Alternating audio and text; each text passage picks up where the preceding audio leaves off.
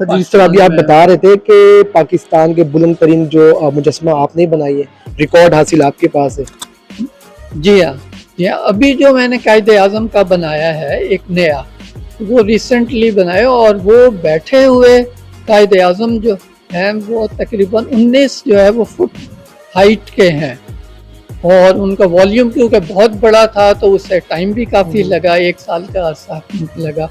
और वो फाइबर जो है वो ग्लास में बनाया था हमने, और बैठे हुए चेयर पे 30 फीट हाइट है, और वो दुनिया का पहला जो कायदे आज़म का सबसे बड़ा जो है वो मुजस्समा है जो इस वक्त मेरे नॉलेज के जो है वो मुताबिक। हमारे पास जो जिस तरह कायदे आज़म की जो मुजस्समा है, इसमें कितना पैसा खर्च हुआ, कितना दिन से बनाया, कितना वक्त हाँ, लगाया? इससे तकरीबन 1 साल का अरसा जो है वो लगा। 1 साल लगाया हमने। जी हाँ, हम वो जो है स्टेप बाय स्टेप होता है ना, पहले बॉडी बनती है फिर जो हेड बनती है।